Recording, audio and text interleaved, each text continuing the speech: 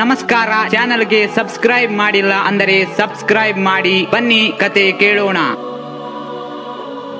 ಈ ಅನುಭವ ನನಗೆ ಸರಿಯಾಗಿ 1 ವರ್ಷದ ಹಿಂದೆ ಏಪ್ರಿಲ್ನಲ್ಲಿ ಆಗಿದ್ದು. ನನಗೆ ಆ ದಿನಾಂಕ ಚೆನ್ನಾಗಿ ನೆನಪಿದೆ. ಏಪ್ರಿಲ್ 20. ನಾನು ಇತ್ತೀಚೆಗೆ ನನ್ನ 10ನೇ ಬೋರ್ಡ್ ಪರೀಕ್ಷೆಯನ್ನು ತೆಗೆದುಕೊಂಡೆ.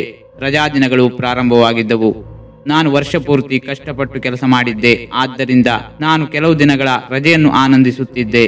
ಆದರೆ ನನಗೆ ಗೊತ್ತಿಲ್ಲ, ನಾನು ಈ ಪರೀಕ್ಷೆಯನ್ನು ಬರೆಯಬೇಕಾಗಿತ್ತು ಮತ್ತು ಅದಕ್ಕಾಗಿ ಉತ್ತಮ ತರಬೇತಿ ತರಗತಿಗಳನ್ನು ತೆಗೆದುಕೊಳ್ಳಬೇಕಾಗಿತ್ತು. ಆದರೆ ನನ್ನ ಆರ್ಥಿಕ ಪರಿಸ್ಥಿತಿ ಚೆನ್ನಾಗಿಲ್ಲದ ಕಾರಣ ಆ ಒಂದು ಕೋಚಿಂಗ್ ತರಗತಿಗೆ ವಿದ್ಯಾರ್ಥಿ ವೇತನ ನೀಡಲು ನಿರ್ಧರಿಸಿದೆ. ನನ್ನ ವಿದ್ಯಾರ್ಥಿ ವೇತನ ಪರೀಕ್ಷೆಯು 10ನೇ ತರಗತಿಯ NCERT ಪರೀಕ್ಷೆಯನ್ನು ಆಧರಿಸಿತ್ತು. ನಾನು ರಾಜ್ಯ ಮಂಡಳಿಯ ವಿದ್ಯಾರ್ಥಿಯಾಗಿದ್ದರಿಂದ NCERT ಪ್ರಕಾರ ನಾನು ಗಣಿತ ಮತ್ತು ವಿಜ್ಞಾನ ವಿಷಯಗಳನ್ನು ಕಲಿಯಲು ಮತ್ತು ಅಧ್ಯಯನ ಮಾಡಲು ಪ್ರಾರಂಭಿಸಿದೆ. ಪರೀಕ್ಷೆ ಏಪ್ರಿಲ್ 20ರಂದು ಇತ್ತು. ನನ್ನ ಸೋದರ ಸಂಬಂಧಿಯೊಬ್ಬರು ನನ್ನೊಂದಿಗೆ ಪರೀಕ್ಷಾ ಫಾರ್ಮ್ ಅನ್ನು ಭರ್ತಿ ಮಾಡಿದ್ದರು. ಕೆಲವು ದಿನಗಳ ನಂತರ ನನಗೆ ಹಾಲ್ ಟಿಕೆಟ್ ಸಿಕ್ಕಾಗ ಪರೀಕ್ಷಾ ಕೇಂದ್ರ ನನ್ನ ಚಿಕ್ಕಪ್ಪನ ಊರಿನಲ್ಲಿತ್ತು. ಹಾಗಾಗಿ ನಾನು 2 ವಾರಗಳ ಹಿಂದೆ ಅಲ್ಲಿಗೆ ಹೋಗಲು ನಿರ್ಧರಿಸಿದೆ. ನಾನು ಎಲ್ಲಾ ಪುಸ್ತಕಗಳು ಮತ್ತು ಇತರ ಅಗತ್ಯ ವಸ್ತುಗಳೊಂದಿಗೆ ನನ್ನ ಚಿಕ್ಕಪ್ಪನ ಹಳ್ಳಿಯನ್ನು ತಲುಪಿದೆ. ನಾನು ಮತ್ತು ನನ್ನ ಸೋದರ ಸಂಬಂಧಿ ಒಟ್ಟಿಗೆ ಓದುತ್ತಿದ್ದೆವು. ಹಾಗಾಗಿ ಅವನಿಗೆ ಸಮಸ್ಯೆ ಬಂದಾಗ ಅವನು ನನ್ನನ್ನು ಕೇಳುತ್ತಿದ್ದನು ಮತ್ತು ನನಗೆ ಸಮಸ್ಯೆ ಬಂದಾಗ ಅವನು ನನಗೆ ಸಹಾಯ ಮಾಡುತ್ತಿದ್ದನು. ಮನೆಯಲ್ಲಿ ಓದುವುದು ಸರಿಯಾಗಿ ನಡೆಯದ ಕಾರಣ ನಾವು ಹತ್ತಿರದ ಅಧ್ಯಯನ ಕೇಂದ್ರಕ್ಕೆ ಹೋಗಲು ಪ್ರಾರಂಭಿಸಿದೆವು. ಅವನು ಗ್ರಂಥಾಲಯದ ವಿದ್ಯಾರ್ಥಿಯಾಗಿದ್ದ. ಒಂದು ಹಳೆಯ ಪಾಳು ಬಿದ್ದ ಮನೆ. ಆ ಮನೆಯನ್ನು ಸ್ವಲ್ಪ ನವೀಕರಿಸಲಾಗಿತ್ತು ಮತ್ತು ಒಳಗೆ ಒಂದು ಅಧ್ಯಯನದ ಕೊಠಡಿಯನ್ನು ರಚಿಸಲಾಗಿತ್ತು. ಸುತ್ತಮುತ್ತಲಿನ ಪರಿಸರವು ತುಂಬಾ ಶಾಂತವಾಗಿದ್ದರಿಂದ ನಾನು ಅಲ್ಲಿ ತುಂಬಾ ಚೆನ್ನಾಗಿ ಅಧ್ಯಯನ ಮಾಡಿದೆ. ನಾನು ಮತ್ತು ನನ್ನ ಸೋದರ ಸಂಬಂಧಿ ಬೆಳಿಗ್ಗೆ 6 ಗಂಟೆ ಸುಮಾರಿಗೆ ಎದ್ದೇಳುತ್ತಿದ್ದೆವು ಮತ್ತು 7 ಗಂಟೆಯ ಹೊತ್ತಿಗೆ ಎಲ್ಲವನ್ನೂ ಮುಗಿಸಿ ನಾವು ಅಧ್ಯಯನ ಮಾಡುತ್ತಿದ್ದ ಜಾಗಕ್ಕೆ ಹೋಗುತ್ತಿದ್ದೆವು. ಆ ವಿದ್ಯಾರ್ಥಿ ತನ್ನ ಚಿಕ್ಕಪ್ಪನ ಮನೆಯಿಂದ ಸುಮಾರು ಅರ್ಧ ಕಿಲೋಮೀಟರ್ ದೂರದಲ್ಲಿದ್ದ. ನಾವು ಬೆಳಿಗ್ಗೆ ಹೋದರೆ ಮನೆಗೆ ಊಟ ಮಾಡಲು ಮಾತ್ರ ಬರುತ್ತಿದ್ದೆವು. ಊಟ ಮುಗಿಸಿ ನಂತರ ಮತ್ತೆ ಅಲ್ಲಿಗೆ ಹೋಗಿ ಸಂಜೆ ಮನೆಗೆ ಹಿಂತಿರುಗುತ್ತಿದ್ದೆವು. ಸಂಜೆ 7 ಗಂಟೆಗೆ ಅಧ್ಯಯನದ ಕೊಠಡಿ ಮುಚ್ಚುತ್ತಿತ್ತು. ಆದ್ದರಿಂದ ನಾವು ಮನೆಗೆ ಬಂದು ನಂತರ ಮುಂದಿನ ಅಧ್ಯಯನವನ್ನು ಮಾಡುತ್ತಿದ್ದೆವು.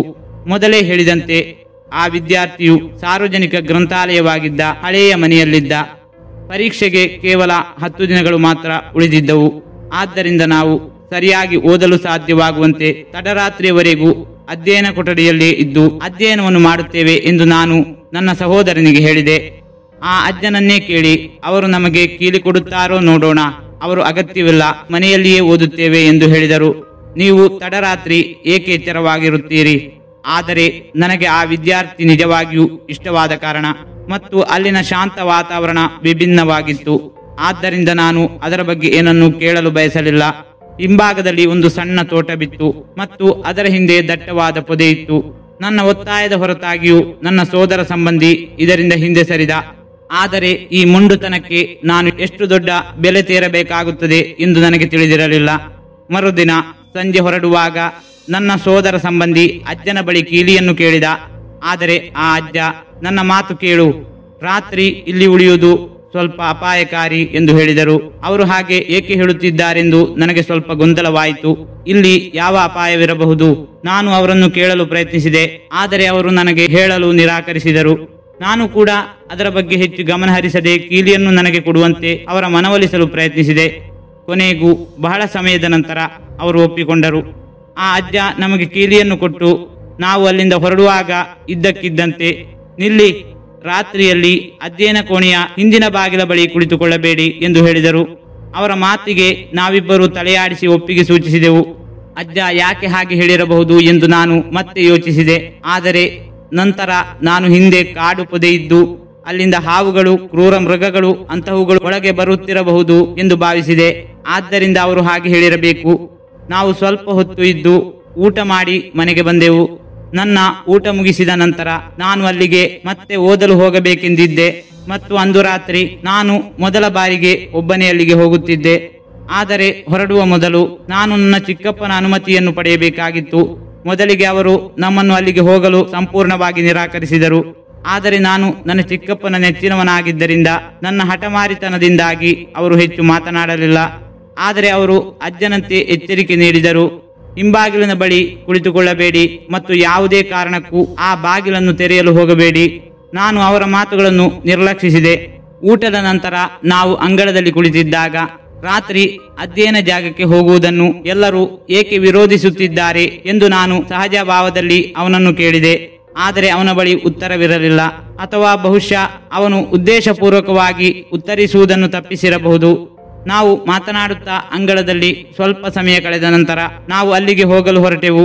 ನಾವು 10 ರಿಂದ 15 ನಿಮಿಷಗಳಲ್ಲಿ ಅಲ್ಲಿಗೆ ತಲುಪಿ ಬೀಗ ತೆರೆದೆವು.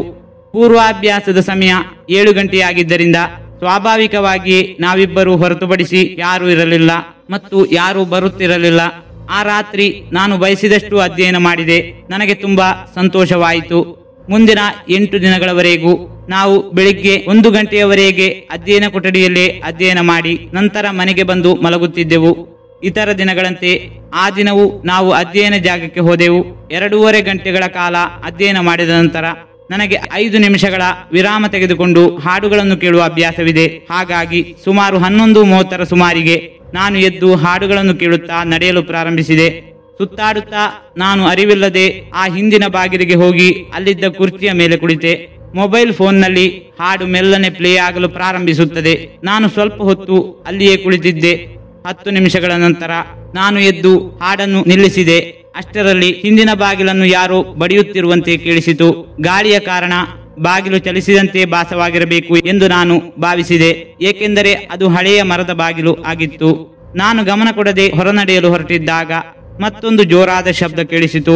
ನನ್ನ ಹಿಂದೆ ಯಾರೋ ಇದ್ದಾರೆಂದು ನನಗೆ ಅರಿವಾಯಿತು. ನಾನು ಮುಂದೆ ಹೋಗಿ ಬಾಗಿಲು ತೆರೆಯಲು ಹೊರಟಾಗ ನನ್ನ ಸಹಪಾಠಿಯ ಕರೆ ಕೇಳಿಸಿತು. ಕೂಡಲೇ ನಾನು ಅವನ ಮೇಜಿನ ಬಳಿ ಹೋದೆ. ಅವನಿಗೆ ಗಣಿತದ ಸಮಸ್ಯೆಯಲ್ಲಿ ತೊಂದರೆ ಆಗಿದ್ದರಿಂದ ಅವನು ನನ್ನನ್ನು ಕರೆದಿದ್ದ. ನಾನು ಅವನಿಗೆ ಪ್ರಶ್ನೆಗಳನ್ನು ಕೇಳುತ್ತಲೇ ಇದ್ದೆ. ಆ ಕಾರಣ ಏನಾಯಿತು ಎಂದು ಅವನಿಗೆ ಹೇಳಲು ಮರೆತಿದ್ದೆ. ಮುಂದಿನ 1.5 ಗಂಟೆ ನಾವು ಅಧ್ಯಯನದಲ್ಲಿ ಕಳೆದೆವು. ನಾವು ಬೆಳಗಿನ ಜಾವ 1:05ರ ಸುಮಾರಿಗೆ ಎಚ್ಚರಗೊಂಡು ಮನೆಗೆ ಹೋಗಲು ತಯಾರಾಗಲು ಪ್ರಾರಂಭಿಸಿದೆವು. ನಾವು ಅಲ್ಲಿಂದ ಹೊರಟೆವು ಮತ್ತು ಬಾಗಿಲನ್ನು ಲಾಕ್ ಮಾಡಲು ಹೊರಟಿದ್ದಾಗ ಒಳಗೆ ಕುರ್ಚಿ ಬೀಳುವ ಶಬ್ದ ಕೇಳಿಸಿತು. ನಾನು ಬೇಗನೆ ಒಳಗೆ ಹೋಗಿ ಬೆಳಕನ್ನು ಆನ್ ಮಾಡಿ ಶಬ್ದ ಎಲ್ಲಿಂದ ಬರುತ್ತಿದೆ ಎಂದು ಹುಡುಕಲು ಪ್ರಾರಂಭಿಸಿದೆ. ಇದ್ದಕ್ಕಿದ್ದಂತೆ ಹಿಂಬಾಗಿಲು ಮತ್ತೊಮ್ಮೆ ಬಡಿದ ಅನುಭವ. ಬಾಗಿಲು ಬಡಿತ ನಿಂತ ತಕ್ಷಣ ಬೆಕ್ಕಿನ ಮಿಯಾಮ್ ಶಬ್ದ ಪ್ರಾರಂಭವಾಯಿತು. ಬಾಗಿಲಿನ ಇನ್ನೊಂದು ಬದಿಯಲ್ಲಿ ಯಾರೋ ಇದ್ದಂತೆ. ನನ್ನ ಸಹಪಾಠಿ ಹೊರಗೆ ನಿಂತಿದ್ದನು. ಆದ್ದರಿಂದ ಅವನಿಗೆ ಬಹುಶಃ ಏನು ಕೇಳಿಸಿರಲಿಲ್ಲ. ನನ್ನ ಹೆಜ್ಜೆಗಳು ಅರಿವಿಲ್ಲದೆ ಆ ಬಾಗಿಲಿನ ಕಡೆಗೆ ಚಲಿಸಲು ಪ್ರಾರಂಭಿಸಿದವು. ಅಷ್ಟರಲ್ಲಿ ನನ್ನ ಸಹಪಾಠಿ ಒಳಗೆ ಬಂದು ನನಗೆ ಪ್ರಜ್ಞೆ ಬರುವಂತೆ ಕರೆದ. ಅಷ್ಟರಲ್ಲಿ ಮತ್ತೆ ಬಾಗಿಲು ಬಡಿಯುವ ಶಬ್ದ ಕೇಳಿಸಿತು. ನಾವಿಬ್ಬರು ಒಬ್ಬರನ್ನೊಬ್ಬರು ನೋಡತೊಡಗಿದೆವು. ನನ್ನ ಸಹಪಾಠಿ ಇಲ್ಲಿಂದ ಹೊರಟು ಹೋಗೋಣ ಎಂಬ ಒಂದೇ ಒಂದು ವಾಕ್ಯ ಹೇಳಿದ.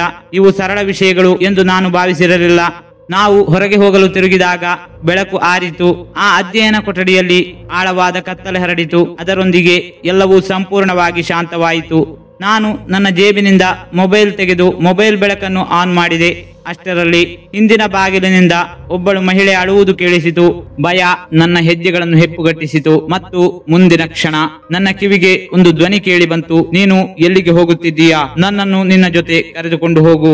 ಆ ಧ್ವನಿ ಕೇಳಿ ನಾನು ಬೇಗನೆ ಹಿಂದೆ ತಿರುಗಿ ಮೊಬೈಲ್ ಬೆಳಕನ್ನು ಬಾಗಿಲಿನ ಕಡೆ ತಿರುಗಿಸಿದೆ. ಇನ್ನೊಂದು ಬದಿಯ ಕಿಟಕಿಯಿಂದ ಮಹಿಳೆಯಂತಹ ಒಂದು ಆಕೃತಿ ನಮ್ಮನ್ನು ನೋಡುತ್ತಿರುವಂತೆ ತೋರುತ್ತಿತ್ತು. ಆ ಭಯಾನಕ ದೃಶ್ಯವನ್ನು ನೋಡಿ ನನ್ನ ಪಾದಗಳ ಕೆಳಗಿನ ನೆಲವು ಕಂಪಿಸಿತು. ನನ್ನ ಸಹಪಾಠಿ ನನ್ನ ಕೈ ಹಿಡಿದು ಹೊರಗೆಳೆದನು. ನಾವಿಬ್ಬರು ಜೀವ ಉಳಿಸುವುದಕ್ಕಾಗಿ ಕಿರುಚುತ್ತಾ ಮನೆಗೆ ಓಡಿ ಬಂದೆವು. ಅಲ್ಲಿಂದ ನೋವಿನಿಂದ ತುಂಬಿದ ಕಿರುಚಾಟಗಳು ಕೇಳಿ ಬರುತ್ತಿದ್ದವು. ನಾವು ಹೇಗೋ ಮನೆಗೆ ಬಂದೆವು. ಆದರೆ ನಾವು ತುಂಬಾ ಹೆದರಿದ್ದರಿಂದ ನಮಗೆ ಆ ರಾತ್ರಿ ನಿದ್ರೆ ಬರಲಿಲ್ಲ. ಮರುದಿನ ಬೆಳಿಗ್ಗೆ ನಾನು ಹೋಗಿ ಅಧ್ಯಯನದ ಕೊಠಡಿಯ ಕೀಲಿಯನ್ನು ಆ ಅಜ್ಜನಿಗೆ ಕೊಟ್ಟೆ. ನಾವು ಅವರಿಗೆ ಏನೂ ಹೇಳಲಿಲ್ಲ ಮತ್ತು ಅವರು ಏನನ್ನೂ ಕೇಳಲಿಲ್ಲ. ನಂತರ ಹಳ್ಳಿಯ ಸುತ್ತಮುತ್ತ ವಿಚಾರಿಸಿದಾಗ ಆ ವಿದ್ವಾಂಸನ ಮನೆಯ ಹಿಂದೆ ಒಂದು ಪಾಳು ಬಿದ್ದ ಬಾವಿ ಇದೆ ಎಂದು ನನಗೆ ತಿಳಿಯಿತು. ಅಲ್ಲಿ ಈ ಹಿಂದೆ ವಾಸವಾಗಿದ್ದ ಕುಟುಂಬದ ಮಹಿಳೆಯೊಬ್ಬಳು ಪತಿಯ ಕಿರುಕುಳದಿಂದ ಬೇಸತ್ತು ಬಾವಿಗೆ ಹಾರಿ ಆತ್ಮಹತ್ಯೆ ಮಾಡಿಕೊಂಡಿದ್ದಳು. ಅವಳು ಮನೆ ಬಿಟ್ಟು ಹೋಗಿದ್ದಾಳೆಂದು ಕುಟುಂಬದವರು ಭಾವಿಸಿದ್ದರು. ಆದರೆ ಕೆಲವು ದಿನಗಳ ನಂತರ ಅವರು ಶವದ ವಾಸನೆ ಬರಲು ಪ್ರಾರಂಭಿಸಿದಾಗ ಅವಳು ಬಾವಿಯಲ್ಲಿ ಸತ್ತಿದ್ದಾಳೆಂದು ಅವರಿಗೆ ಅರಿವಾಯಿತು. ಆ ದಿನದಿಂದ ಆ ಹಿಂಬಾಗಿಲು ಯಾವಾಗಲೂ ಮುಚ್ಚಲ್ಪಟ್ಟಿರುತ್ತದೆ. ಯಾರೂ ಅದನ್ನು ತೆರೆಯುವುದಿಲ್ಲ, ಯಾರೂ ಅದರ ಹತ್ತಿರ ಹೋಗುವುದಿಲ್ಲ. ಅವಳ ಆತ್ಮ ಅಲ್ಲಿ ಇದೆ ಎಂದು ಹಳ್ಳಿಯ ಜನರು ಹೇಳುತ್ತಾರೆ.